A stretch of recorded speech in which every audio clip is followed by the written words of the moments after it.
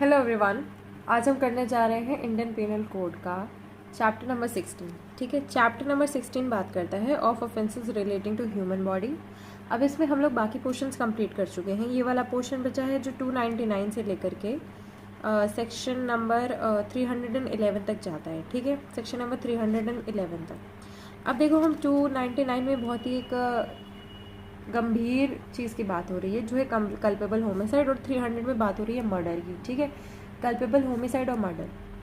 अब देखो, culpable homicide और मर्डर बहुत ही ज़्यादा फेमस सेक्शंस है, तो इसकी ट्रिक बताने की कोई ज़रूरत नहीं है, बट इसमें बेयर एक्ट के जो सेक्शंस हैं उसमें थोड़ा डिटेल में जाने की बहुत ज़्यादा ज़रूरत है। अब इसके बाद नेक्स्ट आता है 301। ठीक है, तो कल्पेबल होमिसाइड उस बारे में बताता है जिसमें अनइंटेंडेड डेथ है। ठीक है, ये कल्पेबल होमिसाइड के अंडर ही आता है। 302 और 303 आता है मर्डर के अंडर में। ठीक है, 302 बताता है पनिशमेंट। ठीक है, और इधर 304 बताता है पनिशमेंट, यानी कि दोनों इवन नंबर जो हैं वो पनिशमेंट बताती हैं, और पहला इवन नंबर मर्डर की बताता है, इसके बाद वाला इवन नंबर जो है वो कल्पेबल होमिसाइड की बताता है।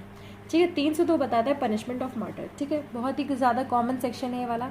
303 बताता है, ठीक है, देखो पनिशमेंट, ठीक है, किस चीज़ की, मर्डर बाय लाइफ कन्विक्ट। अगर लाइफ कन्विक्ट जो इसको ऑलरेडी सज़ा मिल चुकी है बहुत बड़ी, तो उसको उससे बड़ी क्या सज़ा मिले, ये उस चीज़ से रिलेटेड है।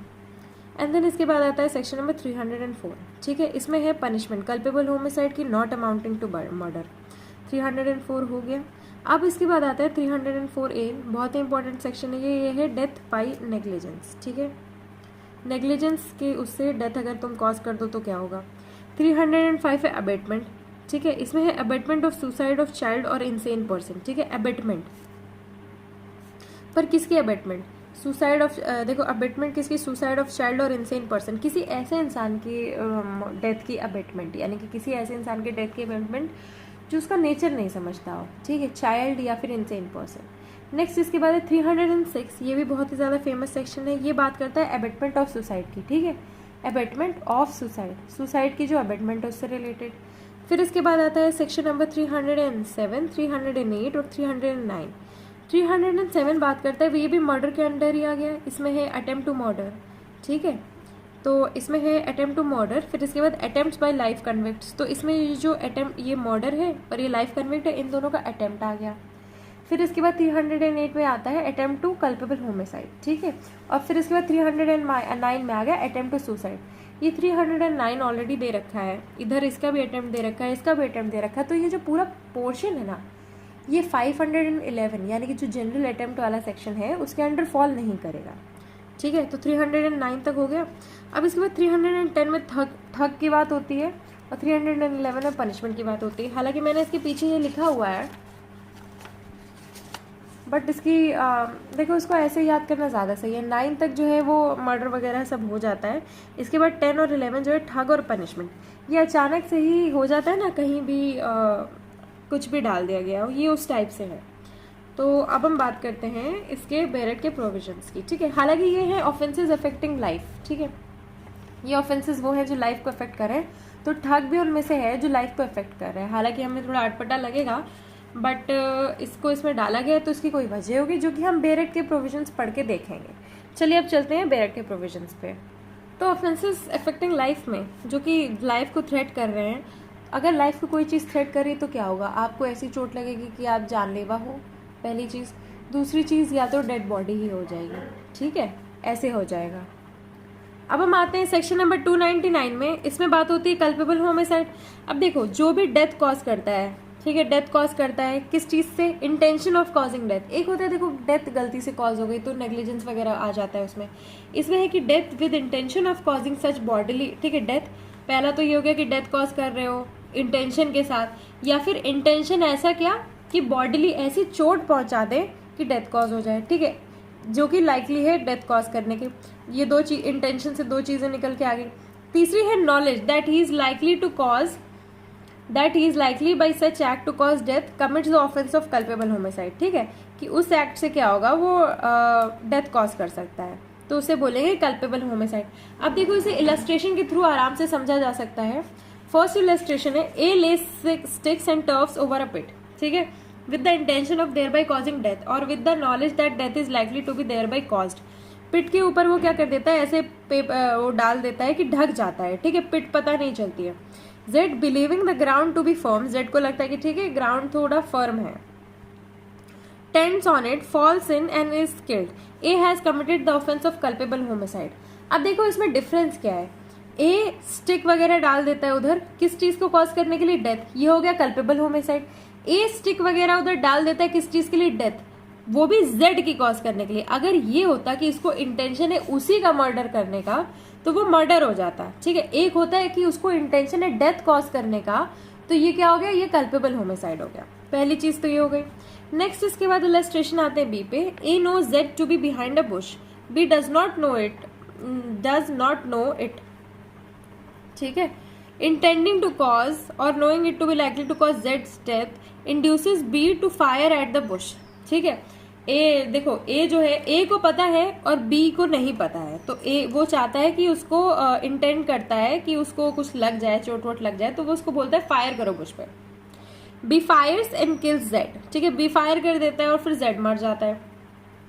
Here B may be guilty of no offence but A has committed the offence of culpable homicide. अब इसमें देखो ए को पता है, ए को नॉलेज है, इंटेंशन वाला तो हो गया हमारा पार्ट कवर, अब दूसरा आ गया नॉलेज, ठीक है। नॉलेज क्या, that he is likely bye such act cause death, उसे पता है कि वो इस एक्ट से क्या करेगा, कॉज डेथ कॉज करेगा, ठीक है।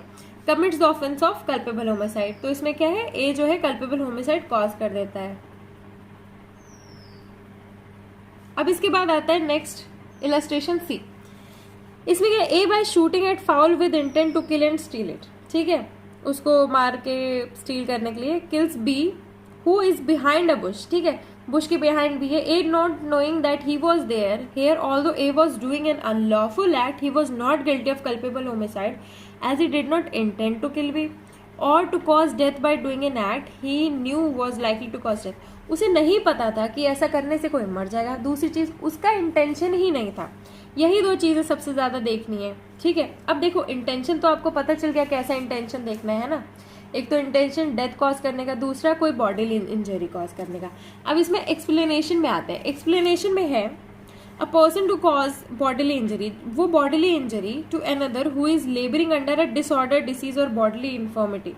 मान लो तुम्हें कोई चोट लगी है, ठीक है, और वहां पे कोई अगर मार दे तुम्हें तो क्या हो जाएगा, एक्सेलरेट होकर डेथ हो जाएगी, ठीक है। तो इस चीज के बारे में बताया गया, shall be deemed to have caused his death. अब अगर पर्सन जो है कोई उस चोट में मारता है या कुछ करता है और डेथ कॉज हो जाती है तो क्या हो जाएगा, कल्पेबल होमिसाइड हो जाएगा। ये क्या हो गया, एक्सेलरेशन ऑफ डेथ के बारे में बात हो गई, और ये नॉलेज को डिफाइन करता है कि ऐसी नॉलेज तुम्हें होनी चाहिए। देखो इसमें क्या है ना, मेन बात ये हुई है कि एक तो एक होता है कि तुम्हारे पास बॉडीली इंजरी है और तुमको कोई मार रहा है, उससे क्या हो जा रही है, डेथ कॉज हो जा रही है, ठीक है। तो बस ये उसके बारे में बात कर रहा है, पर इसको जो है ना मैं अच्छे से आगे आपको मर्डर वाले पोर्शन में बताऊंगी, क्योंकि मर्डर और इसको कंपेयर करोगे ना तब आपको बहुत ज्यादा अच्छे से समझ में आएगा, ठीक है। अब इसके बाद आ जाते हैं एक्सप्लेनेशन 2 पे, where death is caused by bodily injury, ठीक है। अब देखो ऊपर क्या था, person who causes bodily injury, एक ऐसा इंसान जो बॉडीली इंजरी कॉज करता है, और अगर उसके ऐसे इंसान को कॉज करता है जिसको ऑलरेडी कोई चोट लगी हुई है, वो मर जाता है, तो कल्पेबल होमिसाइड है। इसमें where death is caused by bodily injury, the person who causes such bodily injury shall be deemed to have caused the death, although by restoring to proper remedies and skillful treatment the death might have been prevented। अब देखो इसमें क्या है, अगर उसने death cause कर दी है, लेकिन अगर वो डेथ इस नेचर की है कि वो बचाई जा सकती थी, तो भी क्या है, उसको सजा मिलेगी, ठीक है। क्या होना चाहिए, बॉडीली इंजरी जो होनी चाहिए सफिशिएंट देनी चाहिए।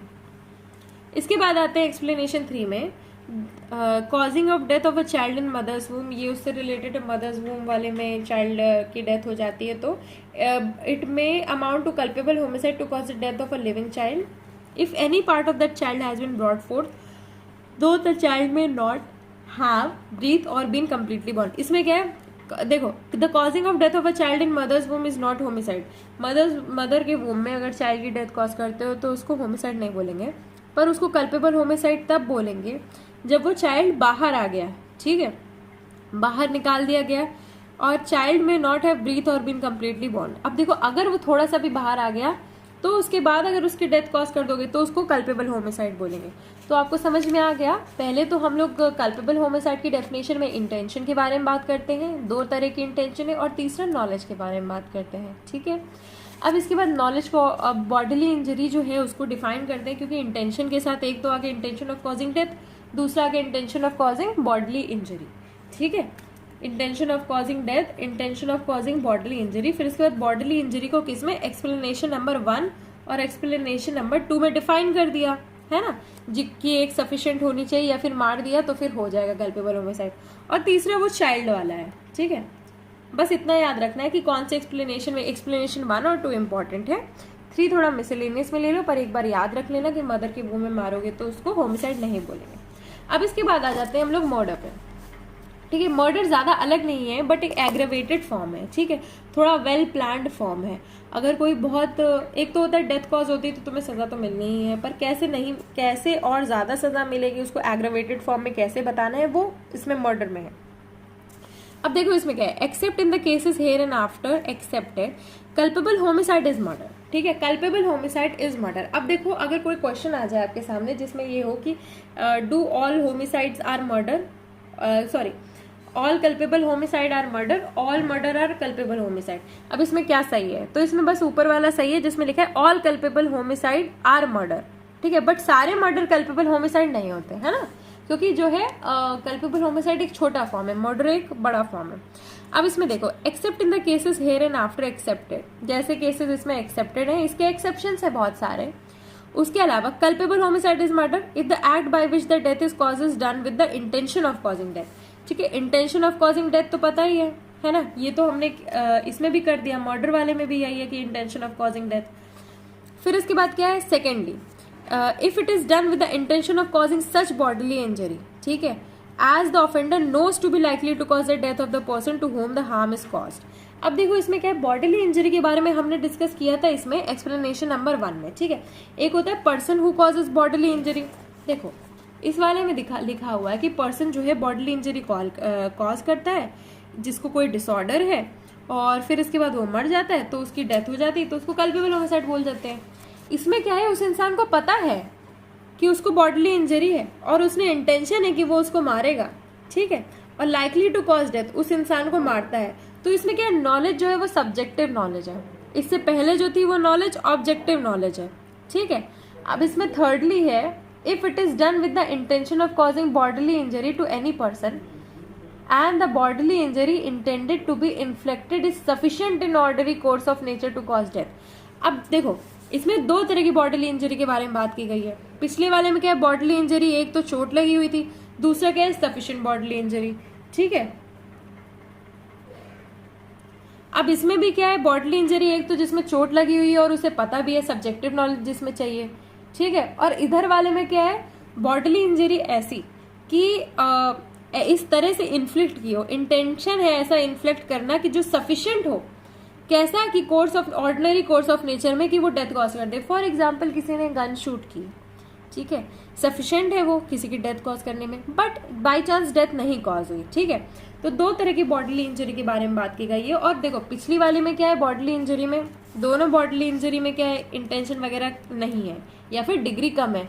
इधर क्या है, बॉडीली इंजरी में क्या है, इंटेंशन है, ठीक है। इधर दोनों जगह क्या है, इंटेंशन है, और इधर क्या इंटेंशन है, आप एक बार ढूंढ के खुद ही बताना इधर क्या इंटेंशन कहाँ लिखा हुआ है, कहीं लिखा हुआ है, नहीं इधर लिखा हुआ है, नहीं लिखा हुआ है ना इन दोनों जगह, हाँ, तो इन दोनों जगह इंटेंशन नहीं है। अब इसके बाद आ गया क्लॉज 4, ठीक है। देखो क्लॉज 1 2 3 मतलब थर्डली, फर्स्टली, सेकेंडली, थर्डली हमने कर लिया है। अब इसके बाद हम आ जाते हैं फोर्थली पे, ठीक है। अब देखो person committing the act knows that it is so imminently dangerous, कोई डेंजरस एक्ट कर रहे हो, ठीक है, कि वो हर प्रोबेबिलिटी में, डेंजरस एक्ट हर प्रोबेबिलिटी में क्या करेगा, डेथ कॉज करेगा या फिर likely to cause death, and commit such act without an excuse, तुम्हारे पास कोई एक्सक्यूज ही नहीं है उस चीज का, for incurring the risk of causing death और सच इंजरी एज अफोरसेड, ठीक है। तो अब हमें समझ में आ गया मर्डर और कल्पेबल होमिसाइड में डिफरेंस क्या है। मर्डर में क्या है, तुम्हारे पास इंटेंशन है किस चीज़ की, एक तो डेथ कॉज करने की, दूसरा तुम्हारे पास बॉडीली इंजरी, एक डिसऑर्डर्ड पर्सन को कॉज करने की, तीसरा bodily sufficient bodily injury cause करने की इंटेंशन है, और नॉलेज है डेंजरस एक्ट कॉज करने की। बट क्या है कल्पेबल होमिसाइड की में क्या है, तुम्हारे पास इंटेंशन है डेथ कॉज करने की, इंटेंशन है बॉडीली इंजरी कॉज करने की, जो कि लाइकली टू कॉज डेथ कर दे। फिर इसके बाद नॉलेज है किस चीज़ की, कोई कुछ ऐसा करने की जो लाइकली कॉज डेथ कर दे, ठीक है। बट तुम्हारे पास बॉडीली इंजरी हो जाती है, ऐसा कुछ हो जाता है, कोई मर जाता है, कोई कुछ हो गया, तो क्या करोगे, पनिशमेंट तो दोगे ही ना। इधर भी क्या, कोई सफिशिएंट इंजरी कर दी और फिर वो बच भी गया, मान लो मारा नहीं, तो भी क्या कल्पेबल होमिसाइड काइंड ऑफ हो गया ना, ठीक है। अब हम इन चीज़ों को क्या है डिफ्रेंशिएट करते हैं इलस्ट्रेशन से। इलस्ट्रेशन 1 है, A shoots Z with the intention of killing him. Z dies in consequence. A commits murder. देख देख के समझ में आ रहा है, इंटेंशन है, ठीक है। अब इसके बाद नेक्स्ट है, A knowing that Z is laboring under such disease, ठीक है। इसके पास नॉलेज है कि इसके पास डिसीज है, ठीक है। तो कौन सी नॉलेज हो गई, सब्जेक्टिव नॉलेज हो गई, ऑब्जेक्टिव नॉलेज थोड़ी है, उसके पास सब्जेक्टिव नॉलेज है कि इस इंसान को ये डिसीज है, ठीक है। That a blow is likely to cause his death, एक मारेंगे मर जाएगा। Strikes him with the intention of causing bodily injury, मार देता है। Z dies in consequence of the blow, Z मर भी जाता है। A is guilty of murder, ठीक है, A guilty है मर्डर का, although the blow might not have been sufficient in the ordinary course of nature to cause death, ठीक है। ऑर्डिनरी कोर्स में जरूरी नहीं है वो डेथ कॉज कर दे, अगर ऑर्डिनरी कोर्स वाला होता तो कल्पेबल होमिसाइड होता, ठीक है, of a person in a sound state of health.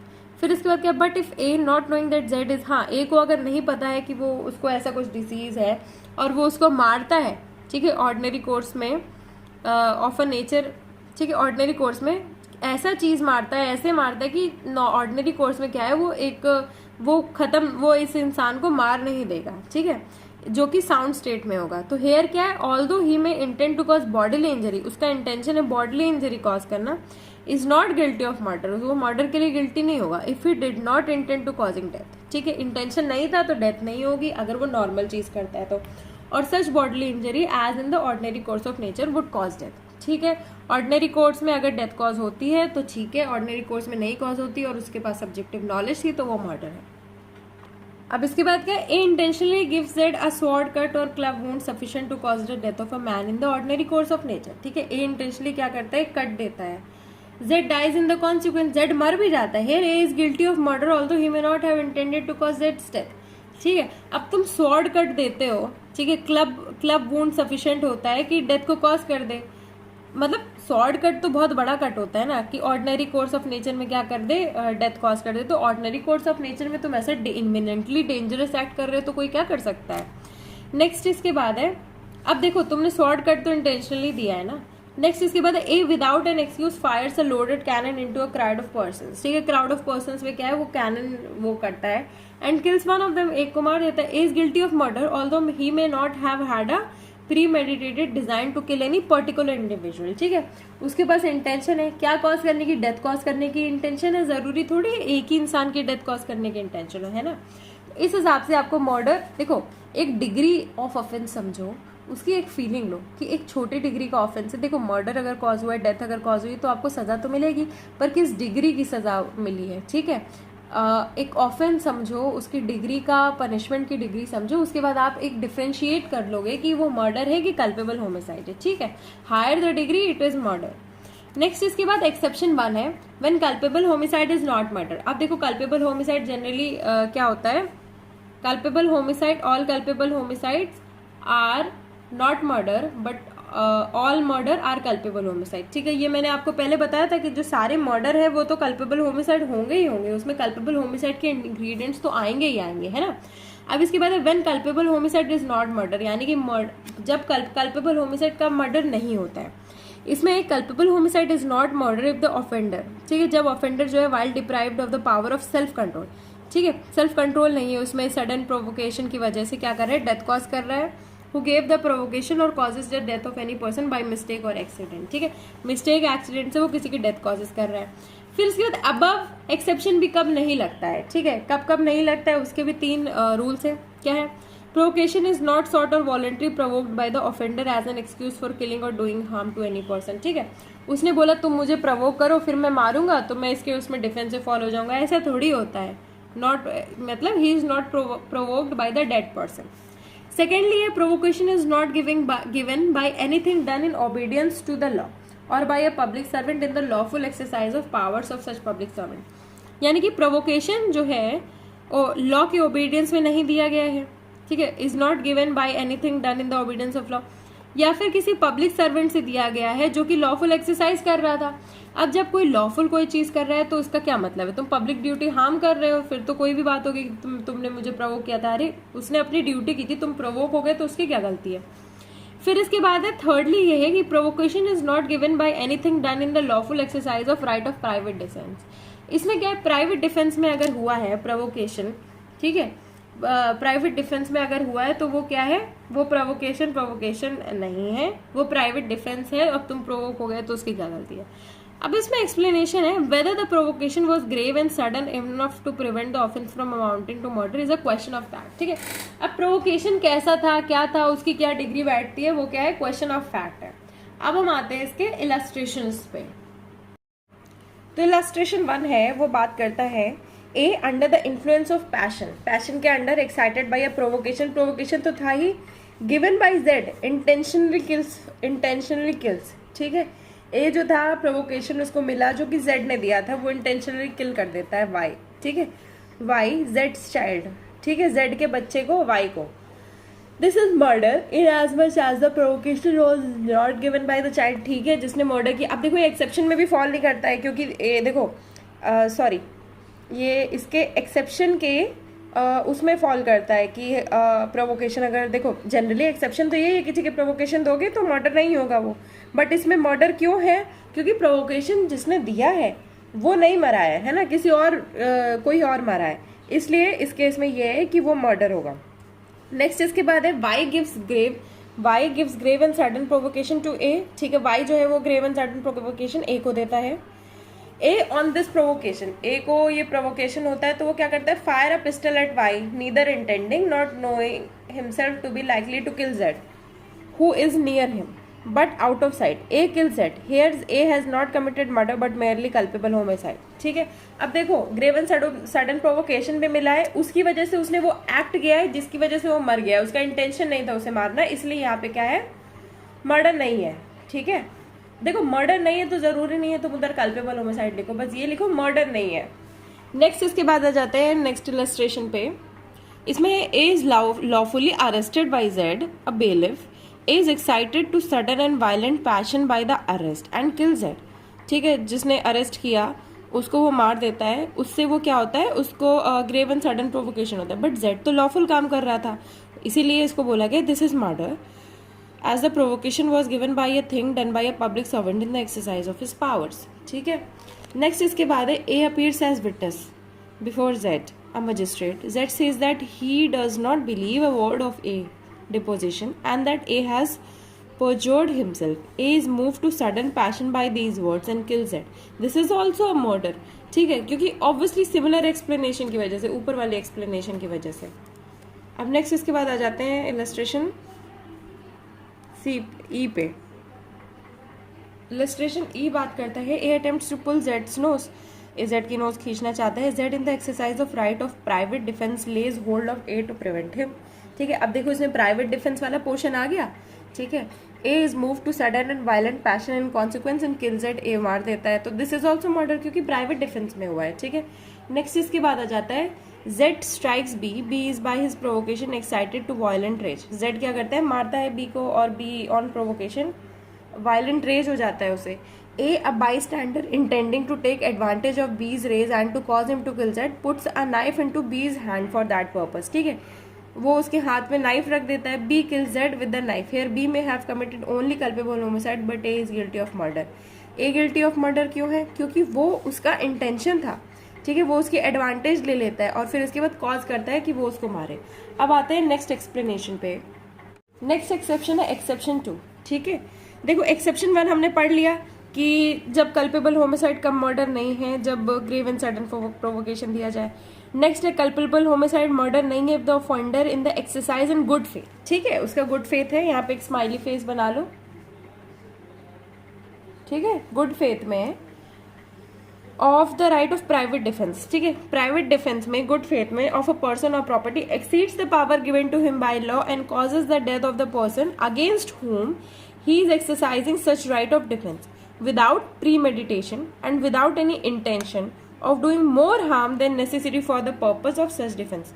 ठीक है, देखो इसमें एक तो पोर्शन हो जाएगा जिसको हम बोलेंगे प्राइवेट डिफेंस तुम अपनी कर रहे हो, पर उसकी वजह से तुमने क्या कर दिया, सामने वाले को बहुत ज़्यादा पावर दिखा के उसे मार ही दिया, ठीक है, तो उसको मर्डर थोड़ी बोलेंगे क्योंकि प्री मेडिटेटेड एक्ट नहीं है वो, और इसलिए उसको बोलेंगे culpable homicide is not murder. अब इसके इलस्ट्रेशन पे आते हैं हम। इसके इलस्ट्रेशन में बात हो रही है Z attempts to kill horse whip A not in such a manner as to cause grievous hurt to A. A क्या करता है, attempt to horse whip A not in such a manner as to cause grievous hurt, ठीक है। A draws out a pistol. अब Z सिर्फ whip करने के लिए सोचता है और ए क्या करता है, पिस्टल ही निकाल लेता है। Z persist in the assault, A believing in good faith that he can by no other means prevent himself from being horse whipped shoot Z, ठीक है। तो वो सोचते हैं अरे यार पिटने से अच्छा है मैं इसको मार ही डालूं। A has not committed murder but only culpable homicide. इसमें देखो ए ने मर्डर तो नहीं किया है, उसे मार दिया है, प्री मेडिटेशन नहीं है, इंटेंशन वगैरह नहीं, अपने आप को बचाने के लिए ज़्यादा चीज़ कर ली है, तो इसलिए इसको क्या बोलेंगे, एक्सेप्शन 2 में फॉल करेगा ये, ठीक है। तो एक्सेप्शन 1 क्या है, culpable homicide is not murder when self control नहीं है, ग्रेव सडन प्रोवोकेशन। दूसरा आ गया ये कि प्राइवेट डिफेंस में गुड फेथ में तुमने ज़्यादा राइट एक्सीड कर लिए, ठीक है, पीटना था और तुमने मर्डर ही कर दिया। अब इसके बाद culpable homicide is not murder, ठीक है, if the offender being a public servant और aiding a public servant acting for the advancement of public justice exceeds the power given to him by law. अब इसमें क्या है, culpable homicide murder कब नहीं है, जब यार वो एक्सीड कर देता है power given to him by law and causes death by doing an act which he in good faith believes to be lawful and necessary for the due discharge of his duty and such public servant and without ill will towards the person whose death is caused, ठीक है। इसमें क्या है, culpable homicide murder नहीं है अगर offender क्या है, पब्लिक सर्वेंट है या फिर पब्लिक सर्वेंट को एड कर रहा है और वो क्या काम कर रहा है, एडवांसमेंट फॉर पब्लिक जस्टिस। मान लो कि कोई कुछ गलत काम कर रहा है और उसको पब्लिक जस्टिस के एडवांसमेंट के लिए कोई लॉफुल काम से उसको क्या कर दिया, बोले कि हटो यहाँ से, कुछ मत करो यहाँ से, मतलब ये फॉर एग्जाम्पल एक पुलिस है, वो पुलिस है, कोई जा रहा है और किसी के पास सही पेपर्स नहीं है, गाड़ी से कोई जा रहा है अपनी, तो उसको रोक दिया, ठीक है, एडवांसमेंट ऑफ पब्लिक जस्टिस के लिए। फॉर एग्जाम्पल बाइक से जा रहा है, उसने हेलमेट नहीं पहना, exceeds the power given by him by law. अब वो power given by him law से एक्सीड कर देता है, उससे चाबी वाबी ले लेता है उसकी बाइक की, हेलमेट वेलमेट नहीं पहनता है वो तो उसके पेपर्स ले लेता है, ठीक है। अब सामने वाला फिर इसके बाद और इसके साथ यही इसके लिए लॉफुल है करना, बट उसके बाद उसके साथ वो क्या कर देता है, उसे मार देता है, कॉजेज डेथ। वो बोलेगा कि अरे हमारे चाचा विधायक है, सामने से वो उसे शूट कर देता है अपनी गन निकाल के, ठीक है। Which he in good faith believes to be lawful, उसे लगता है कि ये लॉफुल है करना, and necessary for the due discharge of his duty as such public servant and without ill will towards the person whose death is caused. उसे लगता है कि ये करना मेरा सही है क्योंकि ये इंसान जा करके आगे हेलमेट तो नहीं पहना इसने, आगे जाके खुद मर ही जाएगा, तो इसको मैं ही मार देता हूँ ताकि ये और लोगों को एक्सीडेंट ना कॉज करे, है ना। नेक्स्ट इसके बाद आ जाते हैं exception 4, culpable homicide is not murder if it is committed without pre meditation in a sudden fight, ठीक है। तुम्हारी किसी से लड़ाई हो गई है, सडन, मान लो तुम्हारी किसी से लड़ाई हुई, तुम्हारी अपने पार्टनर से ही लड़ाई हो गई है, बहुत सडन फाइट हो गई, heat of passion upon a sudden quarrel हो गया है, सडन क्वारल हो गया है, सडन फाइट हो गई, offender having taken undue advantage और एक्टेड इन अ क्रूअल और अनयूजुअल मैनर, ठीक है, उसमें भी तुमने डेथ कॉज कर दिया, तो इसमें भी क्या है, homicide, culpable homicide is not murder. अब नेक्स्ट आते हैं एक्सप्लेनेशन पे इसी के, it is immaterial in such case which party offers the provocation और कमिट्स द फर्स्ट असॉल्ट, ठीक है। इसमें कुछ मटेरियल नहीं है कि कौन सी पार्टी जो है प्रोवोक करती है, कौन सी पार्टी नहीं प्रोवोक करती है, क्योंकि क्वारल हो रहा है, क्वारल में पता नहीं चलता है। नेक्स्ट इसके बाद एक और एक्सेप्शन आ गया 5, culpable homicide not amounts to murder when. अब एक्सेप्शन 5 करने से पहले हम सारे एक्सेप्शन देख लेते हैं। एक्सेप्शन 1 क्या हो गया, मर्डर कब नहीं है, जब तुम्हारे पास सेल्फ कंट्रोल नहीं है, ग्रेव एंड सडन प्रोवोकेशन हो गई है। एक्सेप्शन 2 है कि ठीक है ग्रेव एंड सडन प्रोवोकेशन तो हो ही गई है, उसके साथ साथ क्या है कि प्राइवेट डिफेंस जो है आपने एक्सीड कर ली है। एक्सेप्शन 3 क्या है, पब्लिक सर्वेंट ने एक्सीड कर ली है और उसने मार दिया है गुड फेथ में। एक्सेप्शन 4 है कि क्वारल वगैरह में मार दिया। एक्सेप्शन 5 है person whose death is cause being above the age of 18 years, 18 साल से ऊपर का आदमी है, उसकी क्या है, डेथ कॉज हो गई है, ठीक है। सफर्स डेथ और takes the risk of death with his own consent, ठीक है, वो अपनी कंसेंट से डेथ लेता है, डेथ कॉज करता है। फॉर एग्जाम्पल तुम जैसे कि एडवेंचर स्पोर्ट्स वगैरह करते हो, उसमें डेथ कॉज हो जाती है, तो culpable homicide is not murder. इसमें इलस्ट्रेशन है, A by instigation voluntary cause Z a person under 18 years of age to commit suicide. Here on account of Z's youth he was incapable of giving consent to his own death. A has therefore abetted murder. ठीक है, अब देखो Z on account of Jades youth, Z के youth की वजह से Z छोटा था, इनकेपेबल था अपनी कंसेंट से, ठीक है, खुद की डेथ कॉज करने से, तो उसने क्या किया, मर्डर एबिट किया है। अब इसके बाद आ जाते हैं हम इसके नेक्स्ट पोर्शन पे, सेक्शन 301 पे, ठीक है। अब देखो इसमें काफ़ी सारी चीज़ें बीच में आपको पढ़ना तो आप पढ़ लो, पर अब हम चलते हैं 301 पे। तो सेक्शन 301 बात करता है culpable homicide by causing death of person other than person whose death was intended. Culpable homicide क्या है, डेथ ऐसे इंसान की other than whose death was, देखो other than whose death was intended. तो इसमें क्या, if a person by doing anything which he intends और knows to be likely to cause death, ठीक है, उसको उसका इंटेंशन है और उस इंटेंशन या नॉलेज से वो कुछ करता है, ठीक है, तो culpable homicide by causing the death of any person whose death he neither intends, अब उसकी डेथ कॉज हो जाती है जिसकी डेथ वो इंटेंड नहीं करता है या फिर नॉलेज नहीं है himself to likely to cause. The culpable homicide committed by the offender is of description of which it would have been if he had caused the death of the person whose death he intends or knew himself to be likely to cause, ठीक है। तो इसका culpable homicide क्या हो जाएगा, तुमने मान लो किसी और का किया पर वो सिमिलर हो जाएगा जिसका तुम करना चाहते थे, ठीक है। तुमने मान लो तुम्हें फ्रूट लाना था, तुम यानी कि फ्रूट को डेथ से कंपेयर कर लो, तुम्हें फ्रूट लाना था, तुम एप्पल ले आओ या ऑरेंज ले आओ, है तो फ्रूट ही ना, ठीक है। तो इसमें भी वही है कि whose death he neither intends और nor knows himself to be likely to cause. The culpable homicide committed by the offender is of the description of which it would have been if he had cause the death, ठीक है, वो उसी description का होगा, similar description का हो जाएगा। Next इसके बाद क्या है, बहुत इंपॉर्टेंट है, पनिशमेंट फॉर मर्डर, ठीक है, मर्डर की पनिशमेंट क्या है। अब इसमें क्या है, whoever commits murder shall be punished with death और इम्प्रिजनमेंट फॉर लाइफ और लाइबल होगा फाइन के, क्या हो जाएगा, डेथ हो जाएगा, इम्प्रिजनमेंट फॉर लाइफ। बहुत ही नॉर्मल चीज़ है, इसको तो याद रखने की ऐसा ज़रूरत भी नहीं है क्योंकि ये सबको याद होता है, ठीक है। अब नेक्स्ट इसके बाद आ जाते हैं, देखो काफ़ी सारे अमेंडमेंट्स हैं, काफ़ी सारी चीज़ें हैं और सर्कमस्टेंशियल वाली चीज़ें जो आपको मेंस के आंसर लिखने में बहुत हेल्प करेगी, तो उसको ज़रूर एक बार कर लीजिएगा। नेक्स्ट है punishment for murder bye life convict, ठीक है, अगर कोई लाइफ कन्विक्ट ऐसा कुछ करता है, मर्डर कॉज करता है, तो उसका क्या होगा, तो whoever being under sentence of imprisonment for life commits murder shall be punished with death, उसकी पनिशमेंट ऑब्वियसली बढ़ जाएगी, पनिश विद डेथ हो जाएगा। नेक्स्ट इसके बाद आता है सेक्शन 304, सेक्शन 304 304 में आते हैं punishment for culpable homicide not amounting to murder, ठीक है।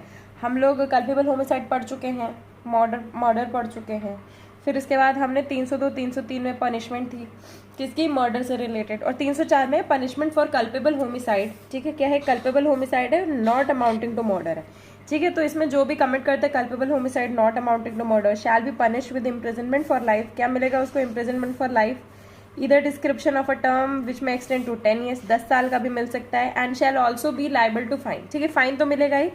If the act by which the death is caused is done with intention of causing death or of causing such bodily injury as is likely to cause death, ठीक है, कि कोई act किया गया है intention of causing death या फिर bodily injury likely to cause death. Next, or with imprisonment of either it is description for a term which may extend to 10 years or with fine or with both if the act is done with knowledge that it is likely to cause death, ठीक है, उसमें intention के बारे में इधर discuss कर दिया गया है, इधर क्या है, नॉलेज के बारे में डिस्कस कर दिया गया है, ठीक है। तो इधर पैरा 1 पैरा 2 की पनिशमेंट्स हैं। नेक्स्ट इसके बाद आ जाता है सेक्शन नंबर 304B, 304A और 304B, ठीक है। तो 304A आ जाता है, वो इस बारे में बात करता है कॉजिंग डेथ बाय नेग्लिजेंस, काफ़ी इंपॉर्टेंट है ये वाला, याद रखना, अमेंडमेंट के थ्रू आया था। Whoever causes death of a person by doing any rash और नेग्लिजेंट एक्ट, ठीक है, कोई रैश नेग्लिजेंट एक्ट से कोई डेथ कॉज कर देता है, for example rash negligent driving हो गई, है ना, not amounting to culpable homicide shall be punished with imprisonment of either description for a term which may extend to 2 साल, उसे 2 साल की पनिशमेंट मिलेगी क्योंकि उधर इंटेंशन जो था वो नहीं था, नॉलेज जो थी वो नहीं थी, ठीक है। तो इधर क्या है, 2 साल की पनिशमेंट हो गई और कॉग्निजेबल है, बेलेबल है और नॉन कंपाउंडेबल है, कंपाउंडेबल तो इधर नहीं है। नेक्स्ट इसके बाद क्या है, डाउरी डेथ। ठीक है, डाउरी डेथ आता है 304B में। हमने एविडेंस वगैरह में भी डाउरी डेथ से रिलेटेड पढ़ रखा है, तो इधर डाउरी डेथ है where the death of a woman is caused by any burns. Dowry death में क्या है, बर्न्स या फिर बॉडली इंजरी से डेथ कॉज हो रही है। ठीक है, और नॉर्मल सर्कमस्टांसेस में नहीं हो रही है। ठीक है, otherwise than on normal circumstances, यही इसमें लिखा हुआ है। और ये कितने दिन में हो रही है, with in 7 years of her marriage. बहुत ही कॉमन सेक्शन है ये। सेक्शन कौन सा है हमें याद रखना है, 304B। बाकी ये जो इसमें लिखा हुआ है ये बहुत कॉमन है, ये सबको ही पता रहता है। ठीक है, 7 साल उसकी मैरिज के अंदर। तो it is shown that soon before her death, ठीक है, शो किया जाता है कि soon before her death she was subjected to cruelty.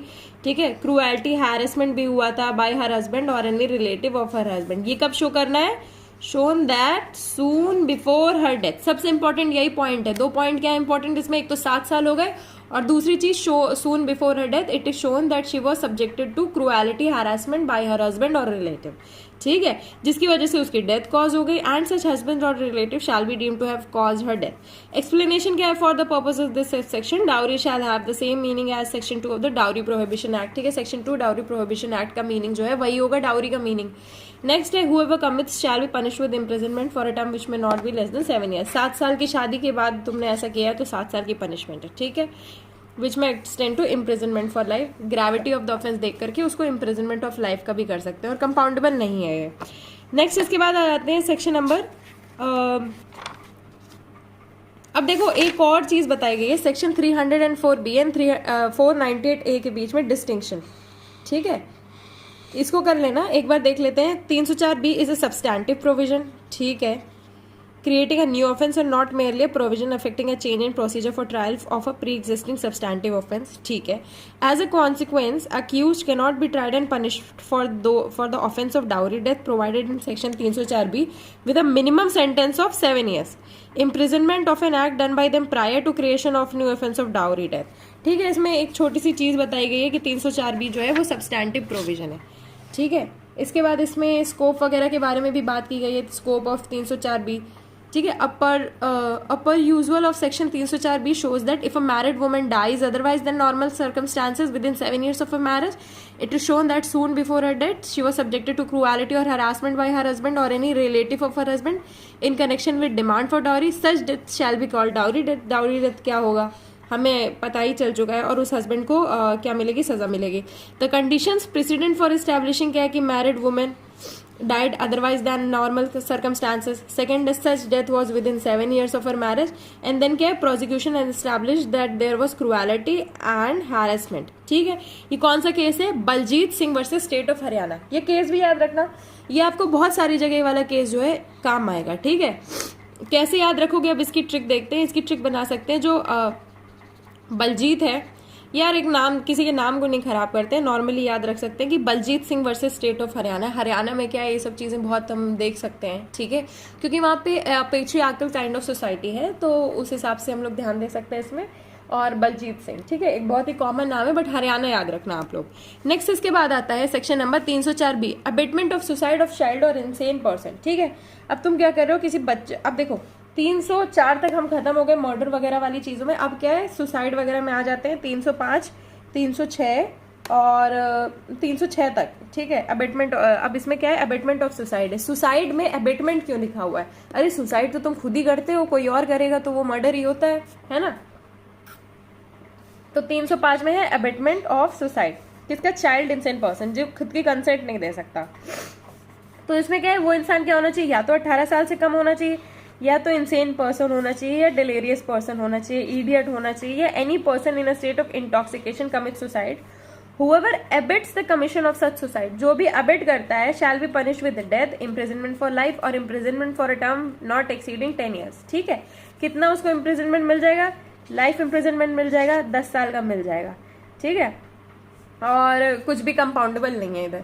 Next है abetment of suicide. Abetment of suicide ऊपर क्या था, अबेटमेंट ऑफ छोटे बच्चे से स्टार्ट किया। नेक्स्ट इसके बाद क्या है, नॉर्मल अबेटमेंट ऑफ सुसाइड। तो इसमें क्या है, पर्सन कमिट करता है suicide, abets the commission of such suicide, जो भी इंसान करता है उसको कितनी सजा मिलेगी, 10 साल की सजा मिलेगी। कितनी साल की सजा मिलेगी, इम्प्रिजनमेंट फॉर 10 years। ठीक है, अब देखो अबेटमेंट ऑफ सुसाइड एक तो देखो बच्चे का होता है तो वो एक टाइप से मर्डर ही हो गया, इसलिए उसमें इम्प्रिजनमेंट फॉर लाइफ और डेथ ये सब पनिशमेंट्स मिली है, ठीक है। बट इधर 10 साल की सजा कम सजा इसलिए मिली क्योंकि यार अबेटमेंट ऑफ सुसाइड जनरली बड़े लोगों का, 18 साल से ऊपर इंसान का, तो उसके पास खुद की कंसेंट है। क्या है उसके पास? कंसेंट है, तो वो अपनी कंसेंट देख सकता है, वो अपना ब्रेन लगा सकता है, इंटेलिजेंस अपनी लगा सकता है, पर वो नहीं लगा रहा है, तो उसकी गलती है, इसलिए उसको सिर्फ 10 साल की सजा मिलेगी। अब नेक्स्ट आ जाते हैं सेक्शन नंबर 307 में, ठीक है। अब हम आ जाते हैं अटेम्प्ट वाले पोर्शन पे। 307 बहुत ही कॉमन सेक्शन है, ठीक है, सबको पता है ये 307 क्या है, अटेम्प्ट टू मर्डर, ठीक है। किस चीज़ का अटेम्प्ट है? अटेम्प्ट टू मर्डर है। अब इसमें क्या है, कोई भी इंसान अटेम्प्ट करता है, इंटेंशन होती है उसके पास, नॉलेज भी होती है इसके पास, सर्कमस्टांसेस पता होते हैं उसको, ठीक है। By the act cause death, ठीक है, if he by that act cause death he would be guilty of murder, ठीक है। Shall be punished with imprisonment of either description for a term which may extend to 10 years. कितनी सजा मिल जाएगी? 10 years की सजा। अब अटेम्प्ट का मतलब तो आपको पता ही है ना, कि कुछ ऐसा कॉज करना, कोई एक ऐसा एक्ट करना जिसकी वजह से क्या हो जाए, सामने वाले की क्या हो जाए, डेथ हो जाए। देखो अटेम्प्ट क्या होता है, अटेम्प्ट को समझना बहुत ज़रूरी है। अटेम्प्ट क्या है कि एक एक्ट है जो फेल हो गया, ठीक है, फेल हो गया अपने ऑब्जेक्ट पे, ठीक है। Attempt is an act which failed in its object, ठीक है, उसका फेल हो गया ऑब्जेक्ट, बट तुमने काम तो किया। फॉर एग्जाम्पल तुमने यूपीएससी की प्रिपरेशन की बट इट फेल्ड, बट तुमने अटेम्प्ट तो दिया ना, तो उसको अटेम्प्ट तो कॉज करेंगे ना, तो बस वैसे ही समझना है। तो उसको कितनी सजा मिल जाएगी? 10 साल की सजा, फाइन मिल जाएगी।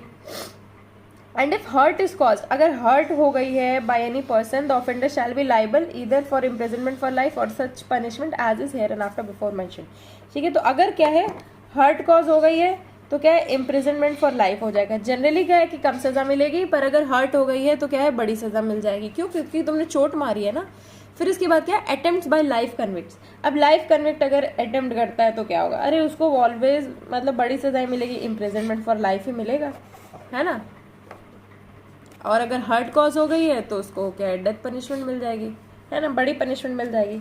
नेक्स्ट इसके बाद आते हैं सेक्शन नंबर 308 पे, ठीक है।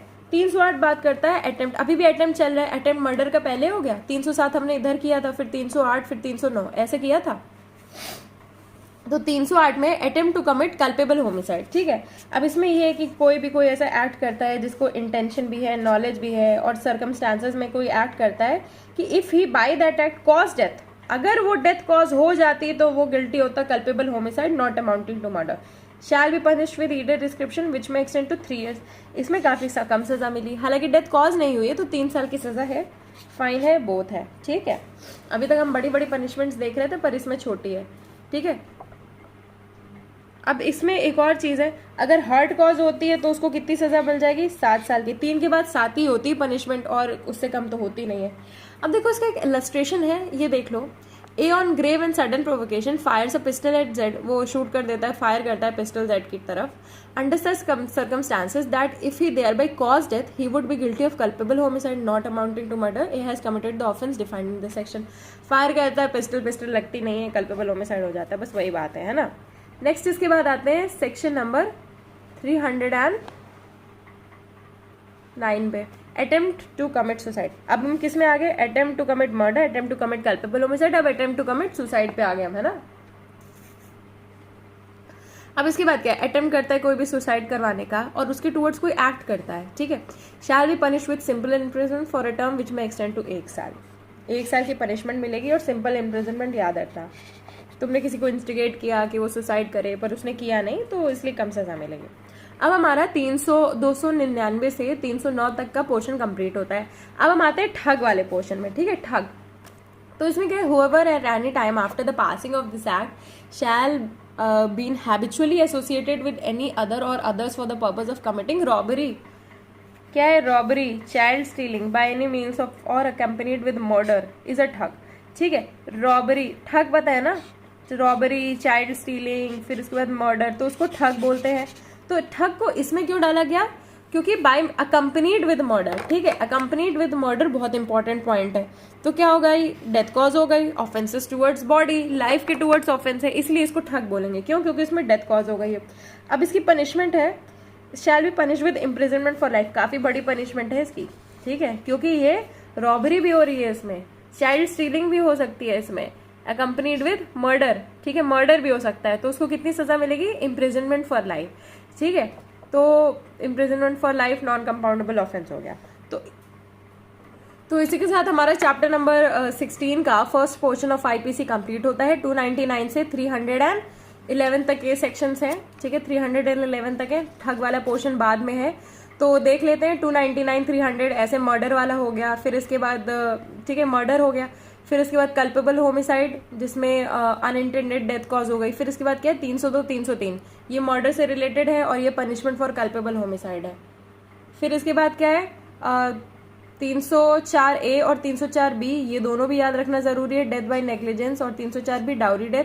फिर इसके बाद एबेटमेंट का पोर्शन स्टार्ट हो जाता है, एबेटमेंट टू सुसाइड बच्चे की, एबेटमेंट टू सुसाइड जनरली। फिर इसके बाद क्या अटेम्प्ट टू सुसाइड, 2 सेक्शंस के बाद अटेम्प्ट टू सुसाइड आ जाता है, इधर भी अटेम्प्ट है इधर भी अटेम्प्ट है, फिर इधर आ जाता है फर्स्ट ये, सेकेंड ये और थर्ड ये, ठीक है। अब इसी के साथ हमारे वाला जो पोर्शन है कंप्लीट होता है। आई होप आपको अच्छा लगा हो, तो please do like share and comment and please do subscribe. Thank you.